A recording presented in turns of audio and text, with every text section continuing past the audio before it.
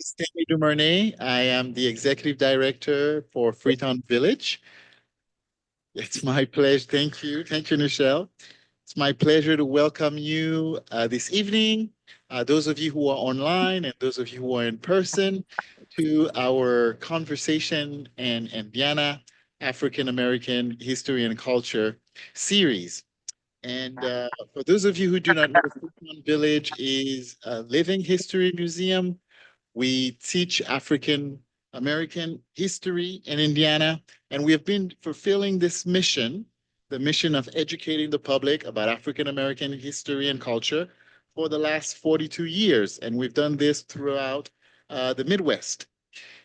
You can go to our webpage, freetownvillage.org, to see a list of our other programs and upcoming events. And over the last 42 years, Freetown Village has touched the lives of over 1 million individuals through one of our programs. We have about 20 plus programs. And we would like to continue our mission. And if you'd like to help us by supporting us and reaching out to the next 1 million participants, you can make a tax-deductible donation on our website, which again is freetownvillage.org. You just go to freetownvillage.org. It's as simple as that. And we would like to thank our sponsors for their support. The Black Heritage Preservation Program here at the Indiana Landmarks, the Indiana Humanities, IU Indianapolis Africana Studies Department, the Joseph Taylor branch of SALA, Allen Whitehill Close, Indianapolis Foundation, and what am I missing? The Indie Arts Council and the Indiana Arts Commission. So tonight we do have a treat for you. Our speaker is Nichelle M Hayes, and she's got a bunch of letters after her name, MPA. I don't know what that is, but that sounds important. MLS, and she's the co-editor of the Black Librarian in America, Reflections, Resistance, and Reawakening. She's also the immediate past president of the Black Caucus American Library Association. She's an experienced executive focused on change management and an information professional focusing on the African diaspora and community engagement. She has a passion for history and is a member of ASALA, which is the Association of the Study for African American Life and History. And Ms. Hayes is also a blogger, and her blog is The Ties That Bind, and you can find it online, thetiesthatbind.blog. So her presentation tonight is going to be on African Americans and union labor in Indiana. And that theme sets out to highlight and celebrate the potent impact of this work. As an organization, to continue to bring quality program like this, we encourage all our participants online and in person to complete a short survey after the presentation. And so for those of you who are here in this room, there will be a QR code that will appear on the screen. And for those of you who are online, you will receive a link. And as I said, it's a very short survey that helps us to measure the impact of our programs and communicate that back to our partners and funders. Before Ms. Hayes begins her presentation tonight, we would like to share with you a short video clip produced by Freetown Village for our Black History Moments. And tonight's video features John Freeman. And so you can see this video again on our YouTube channel, along with other videos that have been researched by Eunice Trotter and produced by Freetown Village. So we'll go with the video, and immediately at the conclusion of the video, Ms. Hayes will come and give us her presentation. This is a little-known Black History Moment brought to you by Freetown Village. John Freeman was a free man before settling in Indianapolis in 1844. He worked hard, purchased land, opened a restaurant, and became the wealthiest African American in Marion County by 1850. One day in 1853, a Missouri slave owner named Pleasant Ellington was in Indianapolis and identified Freeman as his runaway slave. Freeman was jailed on June 21st, 1853 for being a runaway. It turned out that Ellington misidentified him. Freeman was released from jail 2 months later after a lengthy trial. Freeman sued Ellington for $10,000 for false imprisonment and to recover the money he had spent defending himself. The court awarded him $2,000, but he never received the money. Freeman lost everything. In commemoration of Freeman, a historic marker was placed on the west side of 10th and Pennsylvania Street in the area Freeman once owned. For more information about Freetown Village, visit us at freetownvillage.org.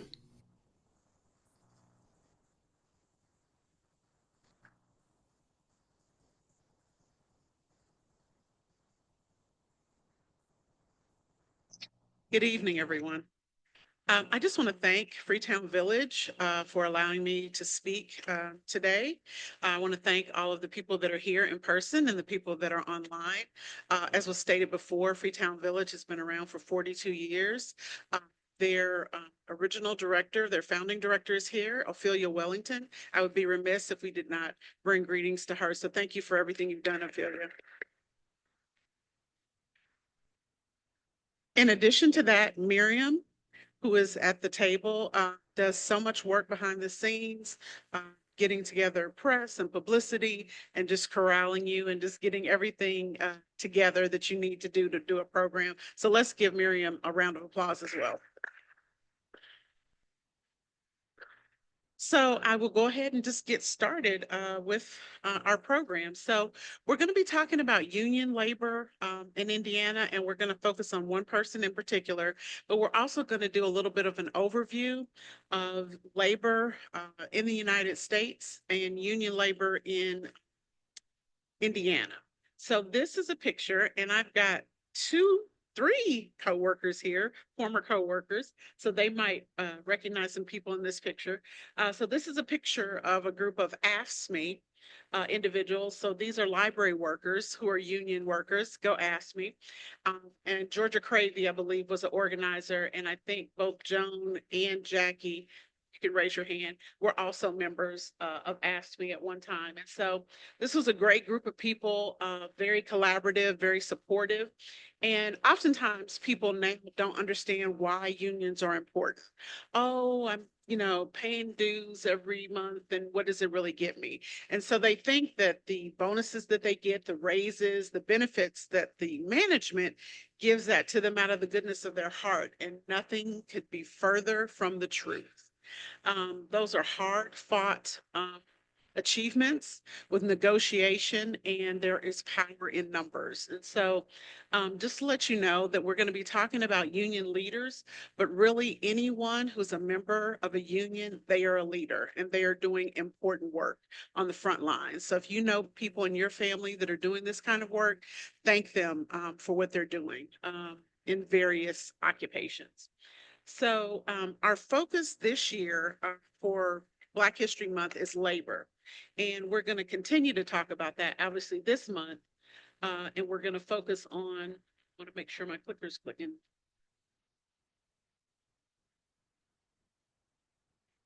Oh, yay, it did it. Excellent. I think I went past something.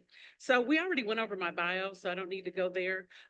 Currently, I'm working for the Hurston Wright Foundation, and we support Black writers. So we have the Legacy Awards in October, as well as workshops and Writers Weekend. So my passion is literature and the African diaspora. So these things have kind of come together. So I'm very excited about doing that work. And we're headquartered in Washington, D.C., even though we're going to be sponsoring a program next month here in Indianapolis, the Etheridge Knight birthday celebration. So stay tuned for that. And it's going to be at the Kefra Institute on Illinois. So again, the focus this month, rather this year, is labor. And so the African-American, the study of African-American culture and history, ASALH, has been around for more than 100 years, and every year there's a focal point. And so you can go on to their website to kind of see what next year is going to be. I haven't looked that far ahead, and also see things that we've done in the past. So it's more than just what Martin Luther King did or what Rosa Parks did. And it's also more than what we did here in America. We had a rich culture before we arrived here on these shores. And so that's why the African diaspora is very important to think about when you're thinking about African American history. So this is the Joseph Taylor branch, and I would encourage you, if you're interested in history, to join us. Feel free to send us an email if you would like to become a member or check with me at the end. I have been a member of ASALA for probably about 7 years now. I've gone to 4 national conventions, and each time I just learned so much more. And so iron sharpens iron, and it's important to be with people that know more than you do so that you can learn about different things that are happening. And next month, Leon Bates is going to be the speaker. And so I can't wait to hear him. We're colleagues in a lot of organizations. So it is Women's History Month. I would be remiss without talking about that. And so I think we are 50% of the population, 50, 51. You wouldn't always be able to tell that from our representation and how things work in our country, but we are. And so it's important to look at the accomplishments of women. Sometimes you see erasures where women have done things, but they've just kind of glossed over it and not really talked about it. So again, that's why it's important when we're looking at our history to look at the totality, not just what is being discussed widely, but maybe what you don't see. And maybe there are some historical figures in your own family, and that's important to share. And I'm also a genealogist. So if you start talking about cemeteries and census records, I get really, really excited. Donna Stokes Lucas is here, and I would like to recognize her. She's an amazing genealogist, a historian. She is still the owner of Expressions Bookstores and Tours, and she does some amazing work in the state of Indiana. So if you get a chance, talk to her after my presentation is over. So Black women and labor. So you might not be thinking about Black women in labor when you think about labor, but Black women have been on the front lines for a long time. That labor has been as nurses, as doulas, as midwives, as factory workers, as domestics. So there's a lot that goes into that. Now, when the Social Security Act was first enacted, domestic workers were not a part of that. So you could not get any of those benefits. And part of that was because most of the domestic workers were Black women. And so it was set up strategically to keep Black women from benefiting from that. And so that's now changed, but it's important to know our history, because if we don't know our history, we're doomed to repeat it. And so as we were talking earlier, we said that we can also be encouraged from our history to know what's happened in the past. And so if they were able to do that with limited technology and resources, what can we do now? So I think it's important for us not to be weary in well-doing and just to keep up the fight. So the reason we're focusing on Blacks in labor is that it's important to talk about how labor impacts how we live, how we function, and how it differs around the globe, how it differs even in different areas in the country. And so it's also important to, as we said before, looking at the past and thinking about where is this going to project us in the future. So we know we're using a lot of technology, we're using AI. What is that going to do for us in the future? How is that going to help us? How can we use that as a tool and not let it take us over? And so I think these are important questions, and we determine what this is going to look like. Also, we know that over the years, there's been a lot of racial oppression, and but we've had renewed strength as we've had triumphs. And so I think also looking back in the past, it helps us to see that we've won before and we can win again. So this year actually marks the 100th anniversary of the Brotherhood of Sleeping Car Porters and Maids. Raise your hands if you realize that maids was included in that title. I know I did not realize that until this year when I did that research. Of course, Ophelia did, because she's a ASI private eye, and she's been there and she's done it all. But the Brotherhood of Sleeping Car Porters and Maids was integral in giving Black men and women who were working on trains good working conditions. This helped to push them into the middle class. They were able to unionize and they were able to get better working conditions and better salaries. And so again, we said that this is the 100th anniversary of that. They were located in Chicago and they actually have a museum there.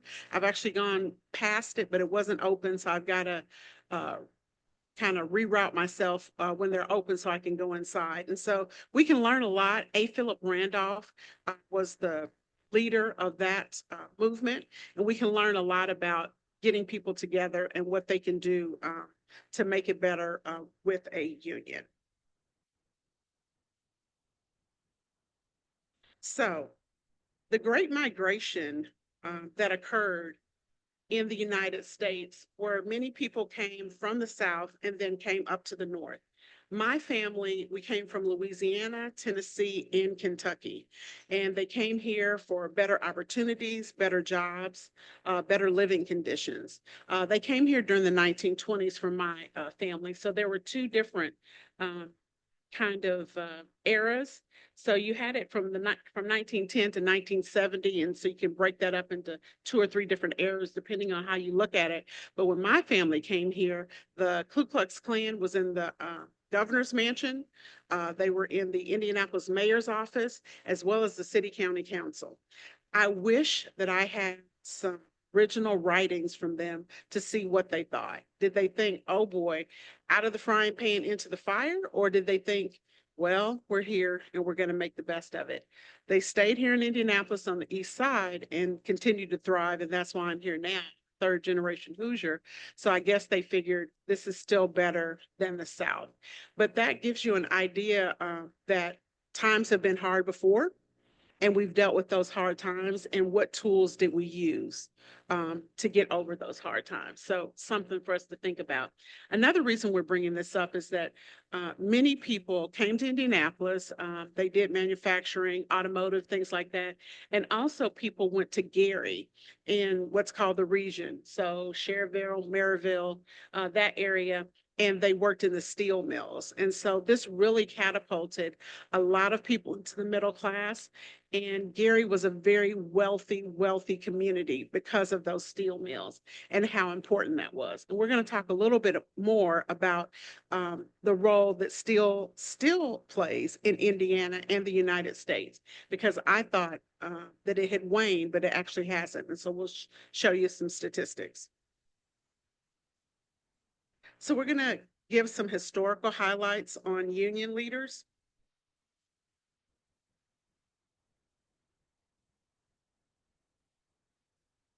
Oh, pointed that way. Well, maybe that is my problem. I'm not pointing toward you. Thank you.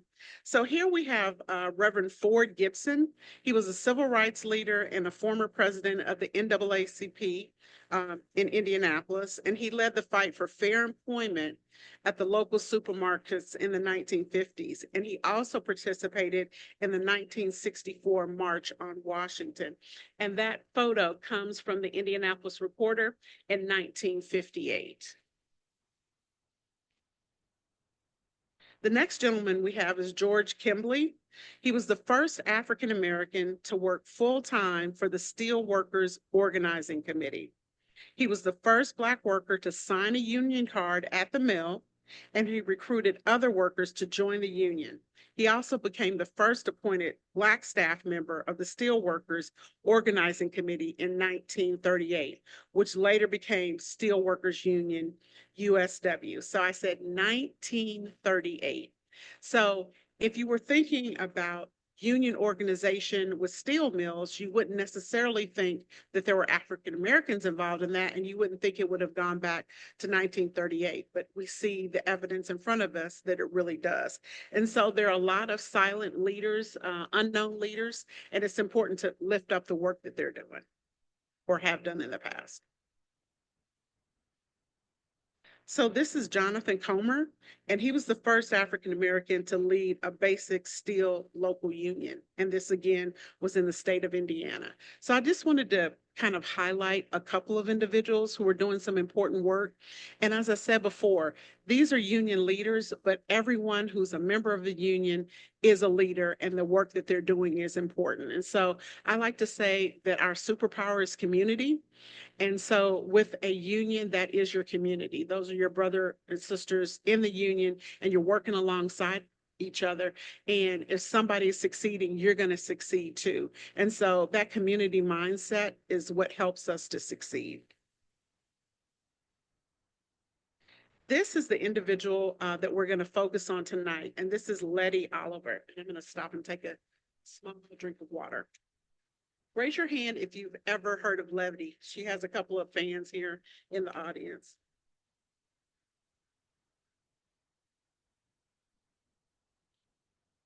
So when I went to work for an organization here in Indianapolis, people were talking about Letty Oliver, Letty Oliver. She had already passed away that point, but they were talking about her so much. Actually, it was my friend Michael Torres that I felt like, wow, like I know her because he talked about her all the time.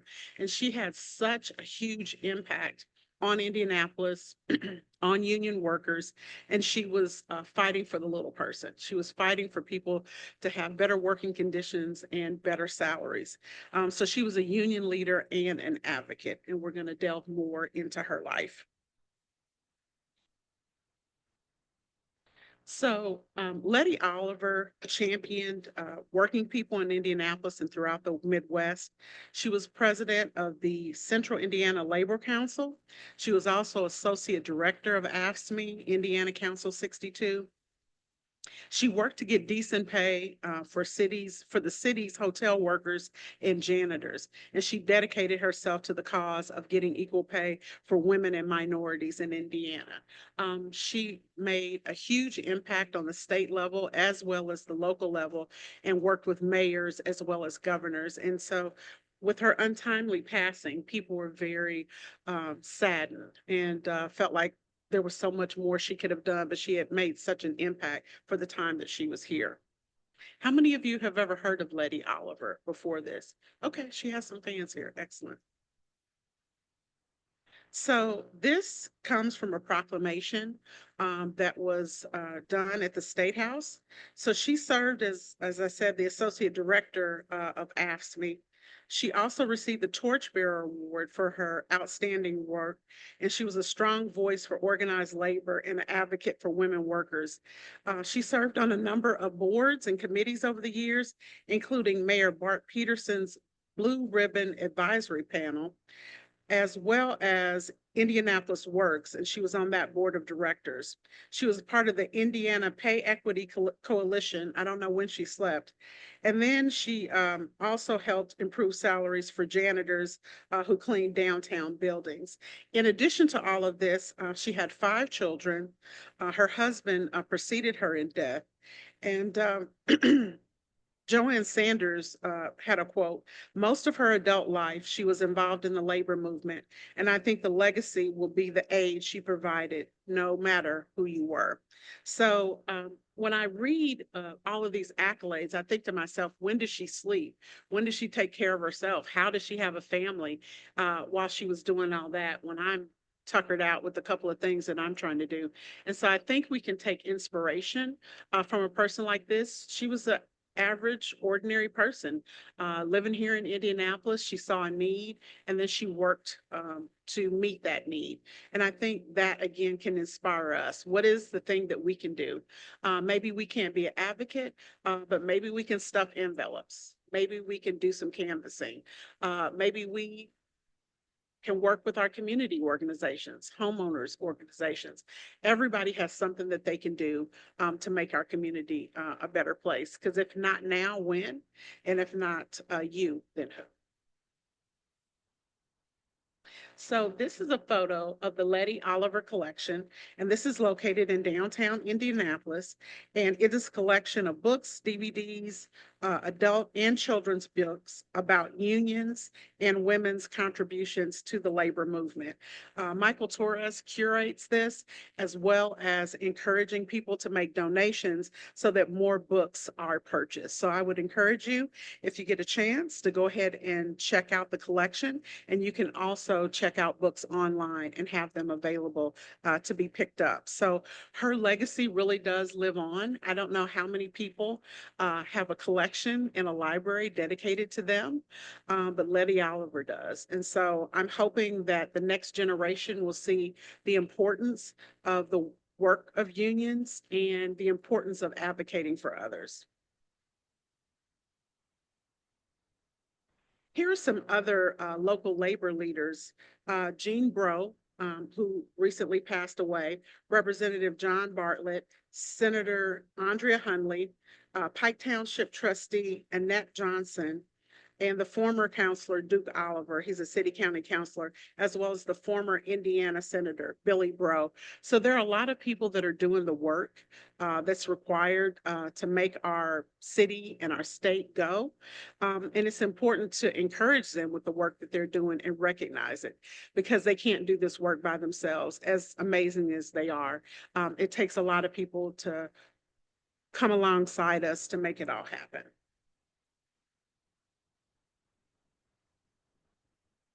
So, despite some pushbacks, more Hoosiers are actually unionizing. And so this is from an article that came out in May of 2024. And so we do have a right to work state, which means that you can benefit from the union, but you don't have to pay union dues. And that was an attempt to bust the unions, and that was signed in by Mayor Daniels. But despite that, union numbers are actually increasing as we move forward.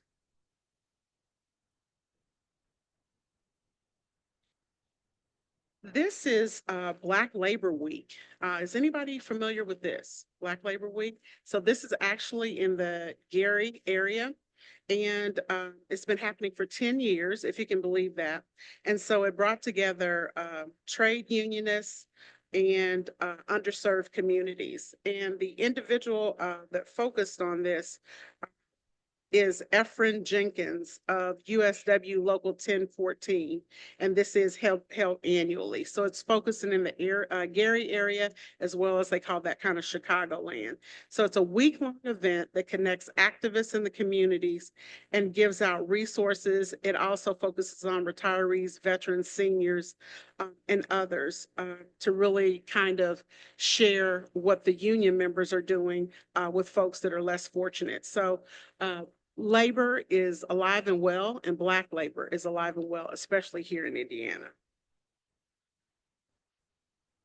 So we talked a little bit about steel production. And as I said, I thought that Indiana kind of was dipping with the steel production, but that is actually not true. Our production continues to reign, and we're a top steel making state. This came out in February of this year. So Indiana leads the nation in steel production, and the Hoosier State made more than a fourth of all the steel produced in America. And so we talk about Pittsburgh a lot, but we don't really talk about Indiana, which I think maybe is a marketing issue. So maybe we should touch base with some of the people at the State House. So here's a quote from Sarah Burns. Indiana once again led the nation in steel production, continuing a trend it has maintained for several decades. And she's a spokesperson for the American Iron and Steel Institute, which is the steel industry's trade association. Indiana has made more steel than any other state since at least 1975, leading the nation for a half a century. Before I read that article, I had no idea that that was the case. And so again, something happening right here in our own state. And I would say I was totally unaware. And I think a couple of you are also unaware of that. So in Indiana, we made 22.7 million tons of steel last year, and that was down only slightly. So steel is here to stay, and Indiana is still at the top. So again, another important union job, steel workers.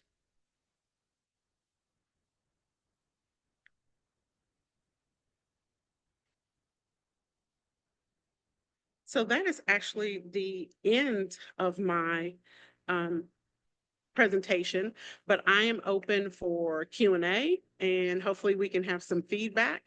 Uh, Anything, and we have a mobile mic, and so he's going to bring that to you. Thank you. Nichelle, I was wondering, my father belonged to the union. He worked at Chrysler, and the benefits that he received after he passed that my mother received, that helped us to be in the middle class income, all the motor companies that were here in Indianapolis. Do you have any information on the motor companies that were here in the city, Ford and Chrysler?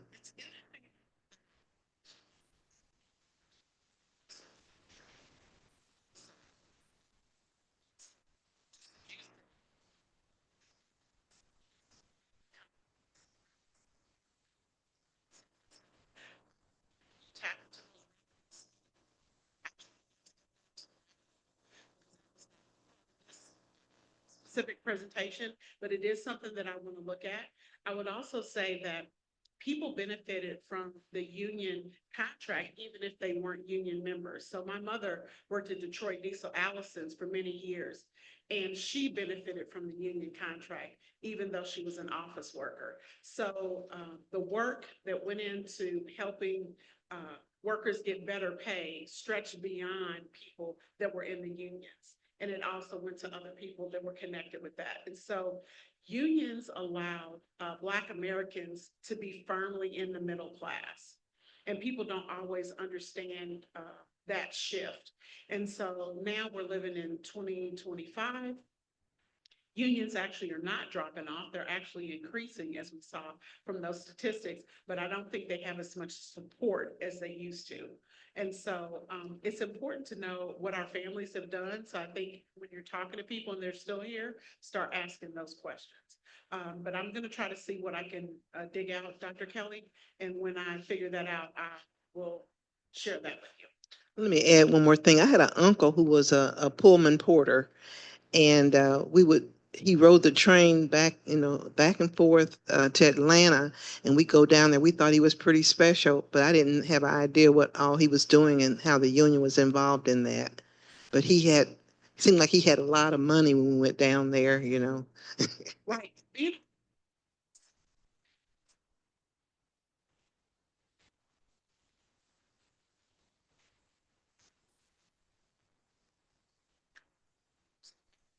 They were really able to make a lot of money. And so it was a big deal. And so, you're riding the rails. I'm sure it sounded more glamorous than it really was. You were probably running back and forth helping people, and it was probably constantly moving and pretty loud. But it seemed very exciting because you're on the train, you're moving around, you can see different things. And it would be good to get some kind of firsthand understanding of what that was like. And I haven't seen anything, but I haven't done any deep dive research to see what it was like to be a Pullman car porter. But like I said, I'm trying to get back to that museum in Chicago. So that would be something good to do. And so what it sounds like is that your family was definitely benefited from unions in different areas, and that hard work puts you where you are today. We have another question back there. Thank you so much for your presentation. It was very informative. I would like to ask about unions and entrepreneurship. How do unions support entrepreneurship for its own members, or do they support that? I wouldn't say, what I would say is that with unions, it's a community. So if there are people within that union that are working and building businesses, they can definitely reach out to the people in their union to see if they can sell things there. But they're a little bit different. And so not necessarily connected, but not necessarily against each other either. So I think the two can definitely coexist. Nichelle, I really appreciate your report, but I think the thing that's been bugging me a little bit over the last few weeks of these discussions is despite all of the things of creating the middle class is generally, the African American middle class is generally invisible to the general population in many ways.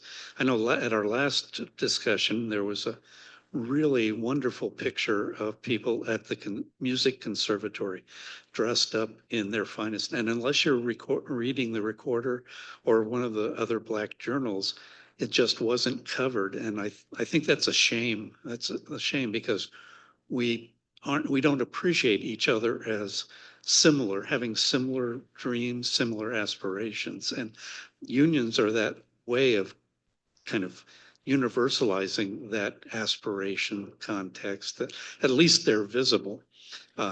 It's that middle class life at home that we really didn't see in great numbers, and that's a shame. Well, Jim, thanks for sharing that. And what I will say is that they weren't so much as invisible, but erased uh, or omitted or obliterated. And so what you have is very separate communities, and never the twain shall meet. So we were living our lives, we were doing what we did, moving along. You guys were doing what you were doing. Uh, we weren't necessarily in the mainstream newspaper, a little bit, but sometimes it was a negative slant. And so you're right. It is up to us to kind of delve into that and talk about that more. Look at the Recorder and see, what was out there. And back in the old days, I mean, you knew when people were going on a trip, you knew when somebody was about to have a baby, you knew when they were building a new house. I mean, everything was right there in the newspaper. And we were living the same kind of lives that you were living. And so I think it's a matter of awareness. And so whenever you see something that's historical and they're not talking about Black Americans, you should think to yourself, okay, so where is that? What was hidden? What was erased? And so I think that goes to you and individuals like yourself to do that digging. And I know you are a historian and you're married to an amazing librarian who's an amazing researcher. So you probably know a lot more than others, but that's why Black history is so important.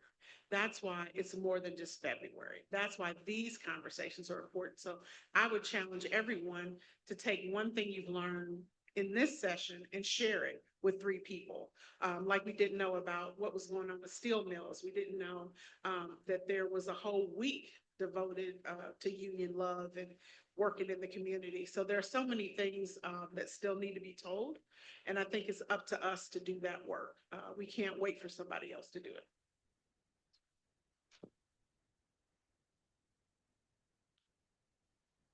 Along those lines, I'd like to add how unions, especially in the trades, were segregated. Uh, and that's why you don't see some of that. And I think unions like the UAW and the letter carriers, because those jobs were well integrated. But I'm thinking of my sister who became the first woman journeyman electrician in Indiana and had to sue the IBEW to get into the trade program. And that because of her lawsuit, they admitted one Black man and her, one white woman. So there is the issue of this segregation, and I don't know how completely that barrier has fallen or not, but I hope it has. So interesting that you brought that up. So Leon he nutrition training, even PhD. That's what my sister did too. So he's got that intersection. So he talked about not being able to get into union homes, needing a certain level of math. And if you didn't have that, then you're out of luck. And so even today, Dr. Les Etienne at Indiana University, Indianapolis, had a meeting with the organization, and they are actively working to get tutors to help students to be able to pass those algebra classes so they can go over those barriers. So I would agree with you. The trades were definitely different. And I'm not going to say everything was rainbows and sunshine, but it was an opportunity. And we just have to take the opportunities as they're presented to us and do the best we can. And when we know better, we do better. So if we know that there are barriers, then we need to support students or support adult learners to be able to jump over there and have those same opportunities, because oftentimes you'll see in the trades, people are making more money than you would if you're going to college. And so there's got to be multiple avenues for people because people have multiple abilities and skills. I'd like to also go back to your very first slide. Could recognize Lucy Parsons there, one of the Haymarket, uh, what did they call it? The Haymarket martyrs. Thank you, John. Sorry. Yeah. Anyway, you had her, and we have her and the Haymarket people and other union activists like Lucy Parsons to thank for the 40-hour work week. Otherwise, we would be like people like my grandfather before the union came into a refinery, oil refinery, where he worked 7 days a week, 12 hours a day. And so anyway, I recognized her up there. And you. So let's sit Mm-hmm.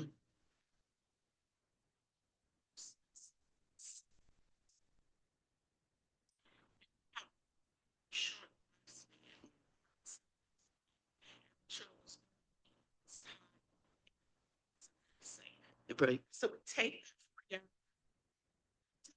people fought and some people even died to get us that. And so we've got to think about the benefits from the union and what they've given us, and then try to get additional benefits, because paid family leave at one point was something like, oh, you're not going to get paid family leave, especially if you're a man. What do you need leave for? But now that is something that is common practice. So we have to continue to push the needle. Dr. Kelly? Yeah, let me add one more thing. When you talked about the electrical union, I just got a call this morning from my sister, and a nephew just passed the test, and he's going to be a journeyman now for the electrical union. And I have another nephew who's a carpenter, and he's a part of the union too. And not many African Americans are still part of the electrical or the carpenters union. They're looking for more people to come into that program, but it's just not happening.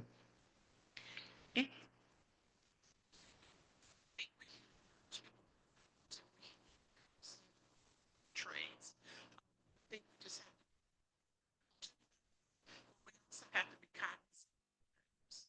So as was just stated before, your sister had to sue in order to gain entry. And so had she not sued, how much of a delay would that have been for the women coming after her and even African American men? And so it's up to us, and when we see a problem, to try to solve it and try to help others and keep the door open.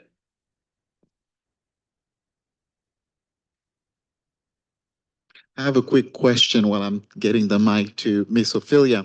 I really appreciate your talk, Nichelle. And one thing you said is that we have so many privileges today as workers that we take for granted. And many individuals, union leaders, had to fight really hard to get us those privileges. When I think about union, I think about something that is always seen as controversial from the perspective of corporations, right? They don't want unions, they don't want workers to organize and fight for their rights. So I can only imagine, if we're talking about 50, 100 years ago, African Americans trying to organize to fight for their rights. Could you speak a little bit to the kind of challenges, the kind of persecutions they had to endure? Because I think it would help me, maybe help us appreciate even more the level of fortitude and courage that they had to display to get there.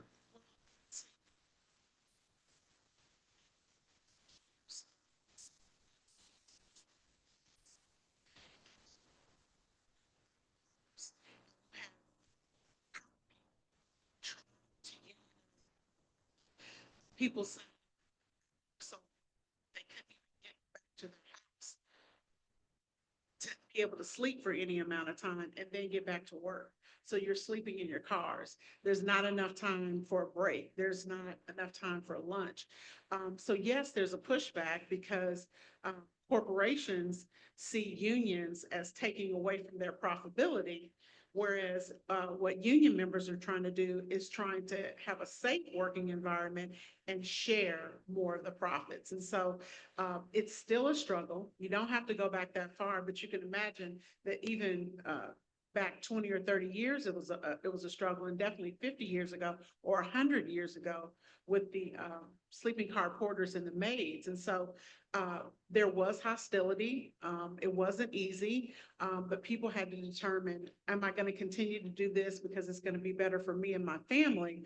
Or am I going to give up? And so that was the decision. And not everybody was on board. Let's be clear with that. So I think Ms. Wellington had a question, and then we'll go in the back. So in the the late 1900s, early 19th century, 20th century, get these centuries and hundreds confused. Children also worked in factories. Do you know when some laws were passed to make it illegal for children to work in these factories? Don't speak out. So I can't give you a date on that, but you're exactly correct. Children, 1800s, were working in factories. They weren't going to school. They were working long hours. So no, you didn't have the 40-hour work week. You didn't have the break. You didn't have the lunch. And so that was just a common practice. And again, that's something that shifted over time. And then I think a lot of us remember the garment workers in New York being locked into the area, and there was a fire and many people perished because of that. And so you had a pushback and you had people pushing for safety. And so if you look at the history of unions and what they've given our country, even beyond giving individuals increased pay and safety, they've helped the country as a whole. And so where would we be if children were still working in factories? Because we can imagine that if you were wealthy, your children were not working. And so it was only a certain demographic that was working in a factory. And again, unsafe work environment, not able to learn. And so that's going to be a pattern for what they're able to do or not do moving forward. I hope that answers your question. I think we have some questions on the back row.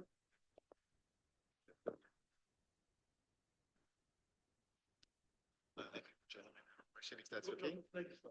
Always. What is the difference between a professional union, such as a union for air traffic controllers, and a union for someone like the factory workers or tradesmen? Or is there a difference between those unions? Or So what I would say is that there's not a difference in how they operate. It's a difference in what those individuals are doing. So as far as AFSCME is concerned, that's a governmental union. So those are individuals that work for governments. So I had a quote unquote professional position. I had a master's degree, but I was still under the union. And so I worked alongside people who maybe were pages or, things of that nature. And so we were all working together. Now, the air traffic controllers, that's very different. And I think that's a very rarefied air. But a union is a union is a union. And so a union is a group of people who are doing similar work or in a similar industry, and they are banding together to advocate for safety, pay, etc. I had two questions.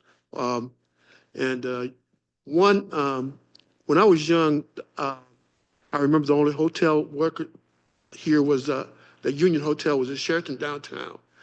I was told there are no longer any Union hotels in the city. Is that true? That is not true, Okay. because that was something that Letty Oliver. Right. That's why. You pay. Okay. And now they might not be widespread, but they're not eradicated. Okay. I'll talk to you later to find out which Union hotels there are. But also, could you talk a little bit more about the involvement of unions in the March of Washington, both marches of Washington and the civil rights movement? So it's interesting. And it was also for pay equity. And a part of what they were doing Which one are you talking about? 1964. Okay. Okay. And so part of what they were working on was to get people registered to vote and get people to actually go ahead and vote, and to educate the people that were coming, because power concedes nothing without a demand. It never has, it never will. So we can't just say, oh, I hope the person in power is going to hand over the keys to the castle, or give me some more money, or give me better working conditions. You have to demand that. And there's power in individuals working together. And so A. Philip Randolph was a part of that, as well as several other women that worked on there. Ann Hedgeman, she worked on that, and she pushed to make sure that women were part of the organizing. However, they did not allow women to speak at the March on Washington. And so that's another example of erasure. And so when you don't see women in a particular event or a movement, you have to think to yourself, where were they? Were they hidden? Like, so we've learned about hidden figures. And so literally they would crop the photo, and the individuals that were Black were on the sides, they were cropped out, and then it's like they never even existed. And so that's why it's important for us to tell our own stories. As Dr. Kelly was telling the story of her ancestors, and I think we all have stories. Tell those stories, share those stories, document them. If there are pictures, share those, scan them, because we all have a story to tell, and we're all a part of the fabric of the United States. Hi, and thank you, Nichelle, and everybody. So I've been in two different unions, and so I'm just going to make some statements here. So did not know Letty Oliver. However, I do know one of her daughters, Tahia, and I did invite her to come here today, but she wasn't able to make it. So, but they're very happy and proud of the things her mom did, because I just had no idea. I was also a member, when I was 21, I was a member of that ASME 62. I want to say it was like on Pennsylvania Street. And so I was, because I worked for the state of Indiana. So I was one of the people that just, kind of paid my dues, because I was young and really didn't know a lot, about what was going on and those things, other than a contract was coming up. But as you all said, the work, the 40-hour work week, the women's rights, the probably family leave, and a lot of things came out of that. I was also, I'm a retired airline employee. So in the airlines, there are a lot of contracts there, with the pilots and the flight attendants. And I worked in reservations. So I was one of the people who was a non-contract person. So a lot of times they would come to us like, you guys are non-contract, so you don't get this. And that would raise the hair on our backs. And so we started to look to get organized. And at that time, we organized under the CWA, which is, I think, it was Communication Workers of America. And that's like what, I guess, telephone company and some of those used to be under. And some of the things I saw in there is that when we did get a contract, because I was at one point a union officer in one of our locals, we were all New Start now, so, just trying to find our way, is that the company would always say the union contract, but we would always go back to them and say, no, you guys signed it too. So it was a company contract. That's the way we looked at it. And a lot of them didn't know either, because it was new. And some of the things we can kind of get away with because we're like, okay, well, it says this here, and we would agree to do things, nothing, really too bad, but it's just that they were, the reservation office I worked in, they were cooperating with us.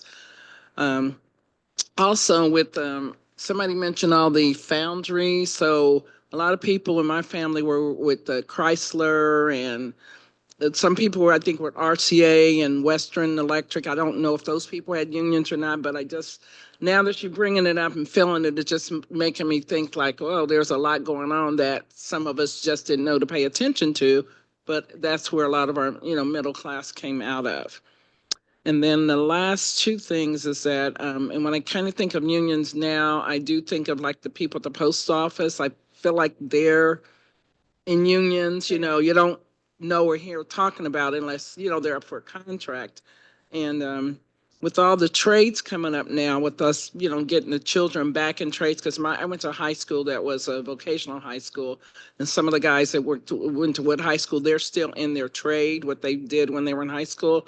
But now that they're coming out, it's going to be important, as journeymen and with the math, to be able to get those guys, to be able to get in the union. And then the last thing somebody brought up about children.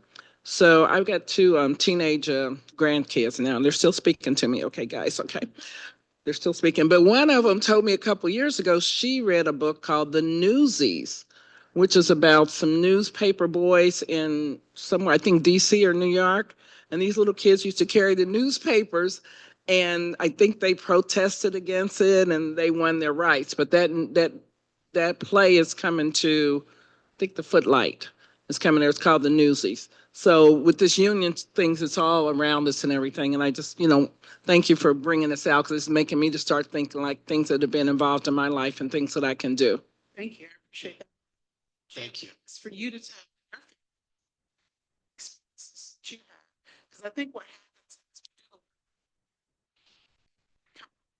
is we don't necessarily talk to people doing it. So that's why it kind of is. You know, one final thing, there was legislation last year before last, that says that now 14-year-olds can work longer hours. And so it's harkening back to the older days.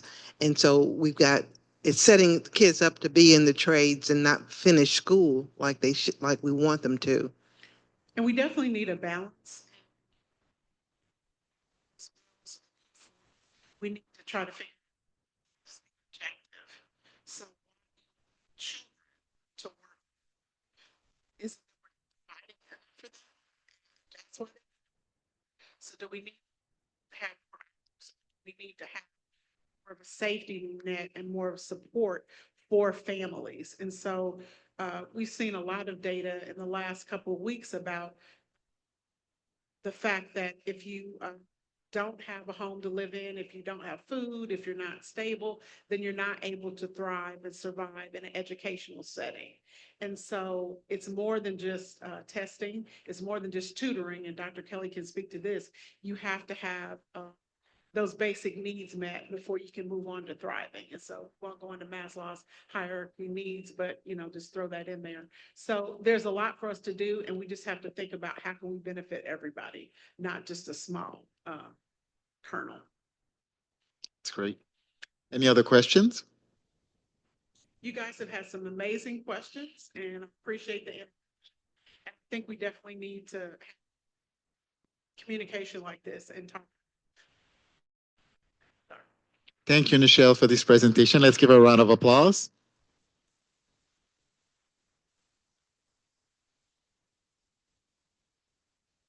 Thank you also to the audience for being here and participating in tonight's event.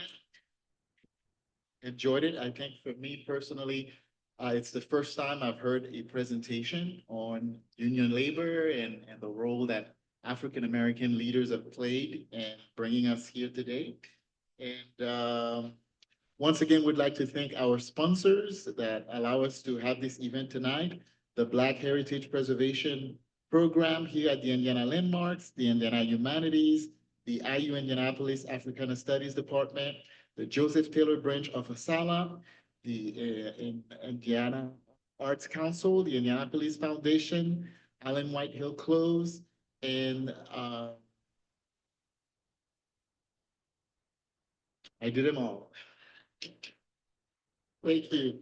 And so we would like to ask you to take a couple of minutes and scan the QR code and respond to this survey. And we would like to invite you also to our next conversation, which will happen right here on Thursday, April the 17th. Thank you, everyone, and have a good evening.